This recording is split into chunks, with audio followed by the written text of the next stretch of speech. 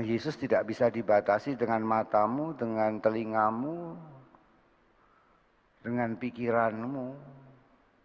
Tapi dia lebih daripada semuanya.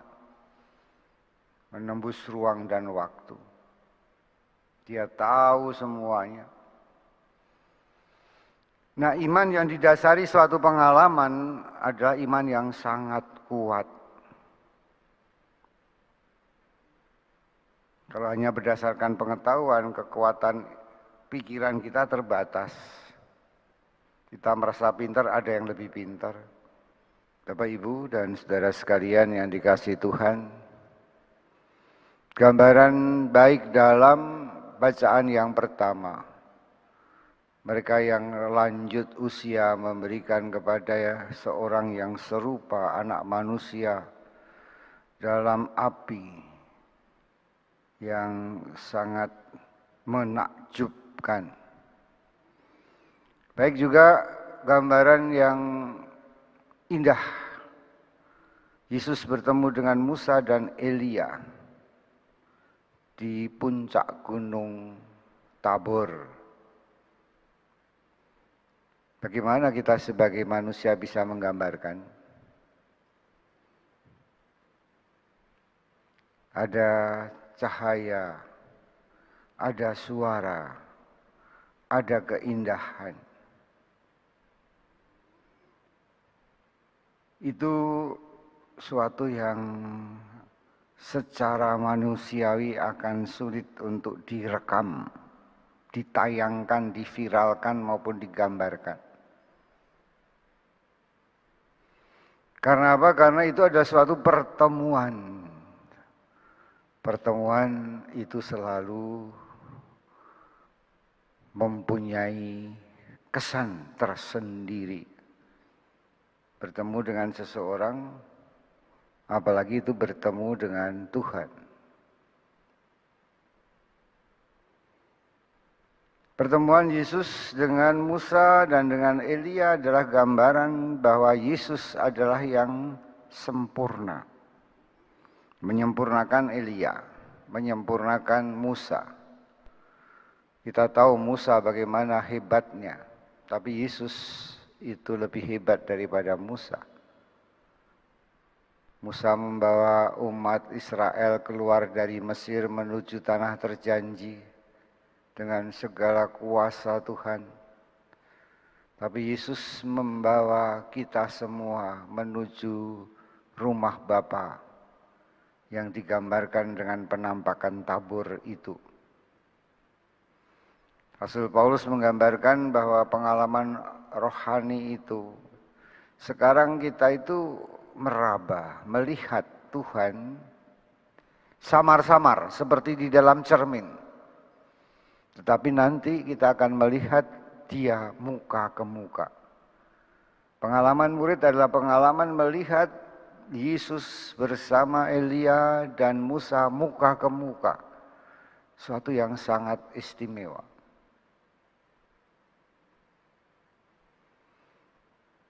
Dan Tuhan Yesus berpesan bahwa jangan memberitahukan kepada siapapun sebelum Dia bangkit.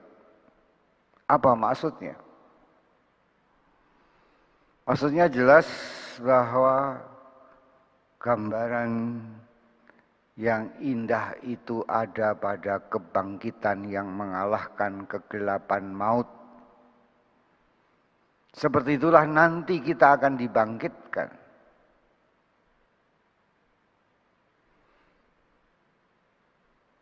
Petrus mempunyai reaksi yang spontan, mengatakan kita akan mendirikan 3 kemah. Satu untuk Musa, satu untuk Elia, dan satu untuk Tuhan. Itulah gambaran setiap orang yang mengalami sesuatu yang indah, dia tidak mau berpindah. Tidak mau meninggalkan. Dia ingin mapan, setiap orang itu ingin mapan. Ada zona mapan. Dan zona mapan yang nyaman itu ogah untuk ditinggalkan. Tapi Yesus mau mengatakan bahwa kemuliaan yang sesungguhnya tidak dalam kemapanan, tetapi harus diperjuangkan. Kemuliaan yang sesungguhnya adalah kemuliaan Yesus bukan di Gunung Tabor, tapi di Gunung Golgota. Di sanalah kemuliaan yang sejati. Ketika Yesus ditinggikan di atas bumi, di atas dengan kayu salib. Maka gereja Yohanes Maria Vianney ini digambarkan juga, kalau saudara masuk dari pintu depan itu ada 3 kaca patri, ialah kaca patri Musa, Yesus, dan Elia. Ini gambaran bahwa itulah janji Tuhan bagi umat yang masuk ke pintu ini. Inilah gambaran Gunung Tabor. Ada keindahan ketika Anda masuk di gereja ini. Tetapi kemuliaan yang sesungguhnya adalah di sini, di Gunung Golgota. Ketika Yesus terpecah, terbelah, disalibkan. Dengan susah payah, dengan perjuangan yang total. Maka gereja ini mau mengatakan kepada saudara sekalian, Tuhan tidak menawarkan janji kenikmatan semata-mata, tetapi kenikmatan yang harus diperjuangkan. Apa yang bisa kita petik dari bacaan ini selain perjuangan? Suatu yang menarik. Sekarang ini kalau saya melihat di YouTube, banyak terjadi perdebatan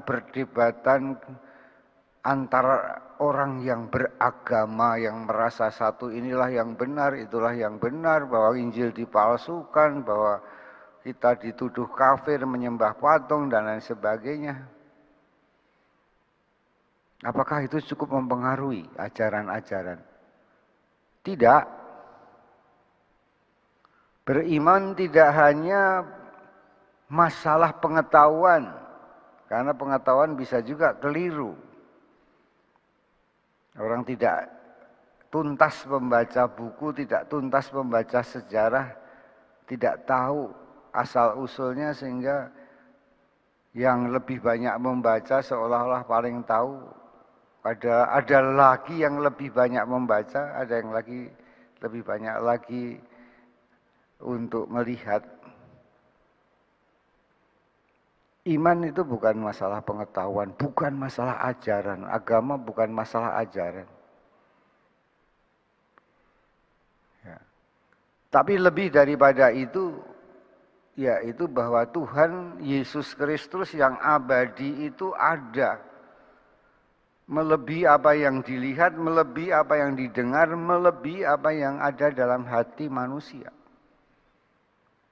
Ingat, Paulus bertobat bukan karena ajaran Yesus, tetapi karena pertemuan dengan Tuhan Yesus di jalan menuju kepada Damsyik. Dia melihat cahaya yang sangat kuat jatuh dari kuda menjadi buta, dan ada suara, "Saulus, Saulus, mengapa engkau menganiaya aku?" "Siapakah engkau Tuhan?" "Aku Yesus yang kamu aniaya." "Akulah Yesus yang kamu musuhi, akulah Yesus yang tidak kamu cintai, padahal aku mencintaimu." Pertemuan Saulus dengan Yesus itulah yang mengubah Saulus. Itulah dasar dari iman yang sesungguhnya, ialah pengalaman iman. Bahwa Tuhan bisa dilihat, bisa didengar, bisa juga dirasakan kehadirannya. Karena Tuhan memberikan bukan hanya ajaran, Tuhan memberikan semua dari dirinya. Supaya didengar suaranya, supaya dilihat wajahnya, dan supaya juga diraba. Rabalah Thomas, inilah tanganku.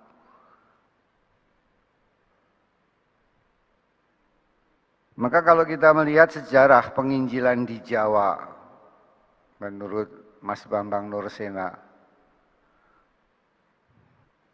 tidak mulai dengan kehadiran para misionaris Belanda atau misionaris asing,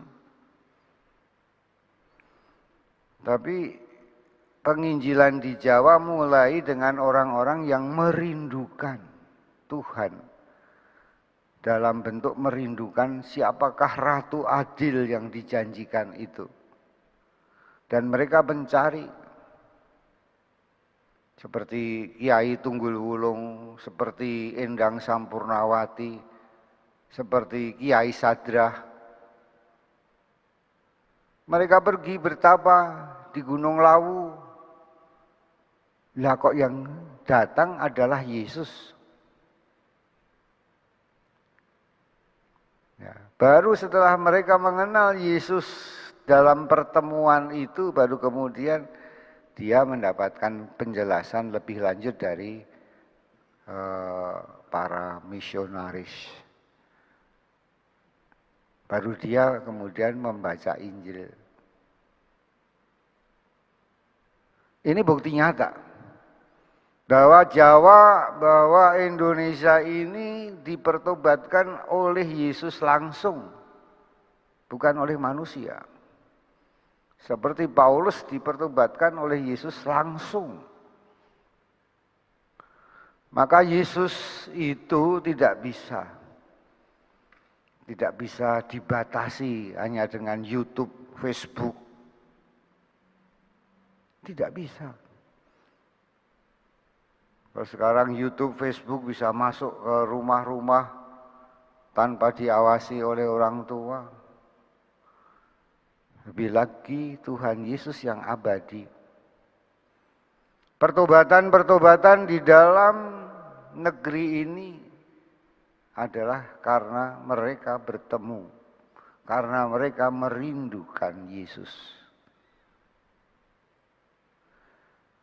Lantas pertanyaan saya kepada saudara semua yang ada di sini, adakah pengalaman saudara bertemu dengan Yesus dalam bentuk apapun?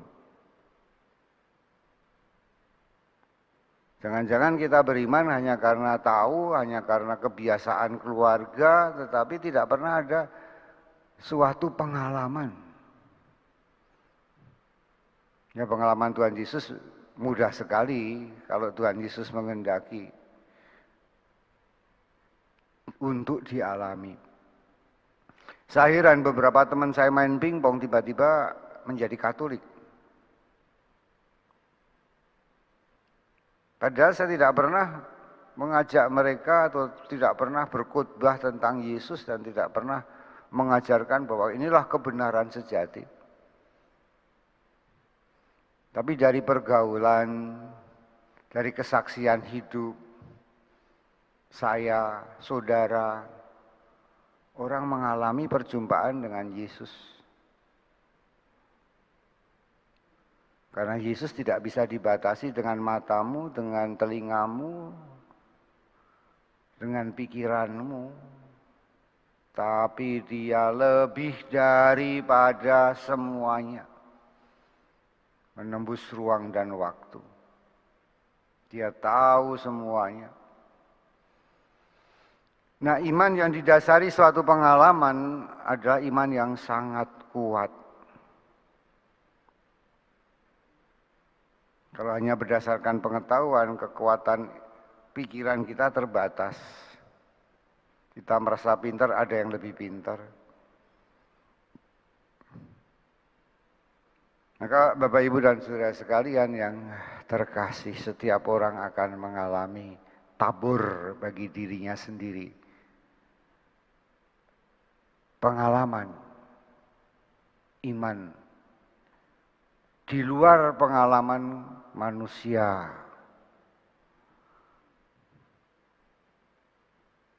Dan dikatakan dalam Mazmur 34 ayat yang ke-9 dikatakan, kecaplah dan rasakanlah betapa baiknya Tuhan.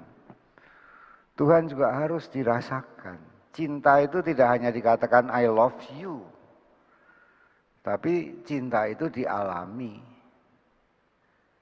dengan perkataan, dengan mungkin pelukan, dengan seluruh kehidupan orang itu. Demikian juga Tuhan hadir dalam diri kita pada saat pandemi itu. Dia tetap mau menyembuhkan orang sakit, dia tetap mau menghibur orang-orang yang berduka, dia tetap akan selalu membangkitkan orang-orang mati. Apa yang paling kita butuhkan pada masa pandemi adalah janji Tuhan bahwa Dia menyelamatkan. Janji Tuhan bahwa kita akan bangkit dan dengan kebangkitan itu kita tidak takut dengan kematian. Apa yang paling menakutkan pada masa pandemi ini adalah kematian. Tiba-tiba teman saya, saudara saya mati. Aduh, dia mati. Apalagi di depan gereja ini kuburan COVID. Setiap hari weng. Mati lagi. Orang lain hanya mengatakan dia dari Tuhan kembali kepada Tuhan. Innalillahi. Lantas reaksi kita sebagai orang beriman apa? Puji Tuhan, dia bertemu dengan Tuhan. Puji Tuhan, dia akan dibangkitkan. Kita tidak lagi takut akan kematian, tidak lagi takut akan kehilangan, karena kita akan beroleh keindahan. Keindahan kebangkitan, keindahan Gunung Tabor, keindahan bertemu Tuhan. Kalau sekarang saya hanya melihat dia samar-samar seperti dalam cermin, tetapi nanti saya akan melihat dia muka ke muka. Oh, indahnya. Lantas iman kita mengatasi penderitaan, lantas iman kita mengatasi semua ketakutan akan kematian. Bagi kita orang beriman, kematian tidak ada lagi. Hidup hanya diubah, bukan dilenyapkan. Adakah iman saudara sampai ke sana? Adakah saudara mempunyai pengalaman Gunung Tabor, Anda melihat surga sebelum masuk surga? Atau mencicipi surga sedikit saja sebelum Anda masuk ke surga yang sesungguhnya? Dan inilah anugerah kita semua merayakan hari raya Yesus menampakkan kemuliaannya. Kita berdoa semoga banyak orang bertemu dengan Tuhan. Terutama pada saat hari pandemi ini banyak orang merindukan. Betapa banyak orang yang minta doa, Romo doakan. Hampir setiap hari saya mendoakan 400, 300, sampai 500 kadang-kadang orang minta doa. Mereka rindu pada Tuhan Yesus. Mereka rindu akan jamahannya.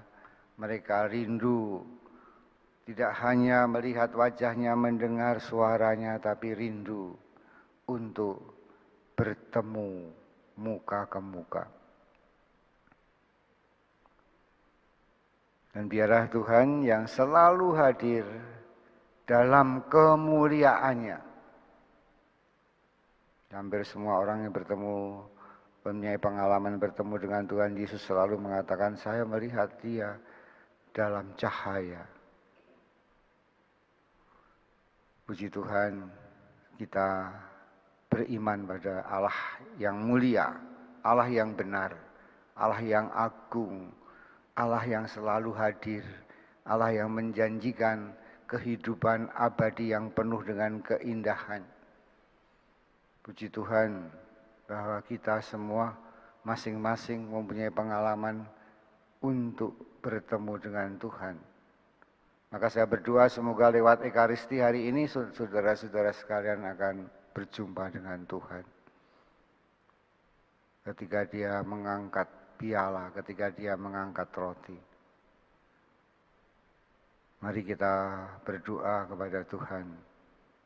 Kita mengucapkan iman kepercayaan kita.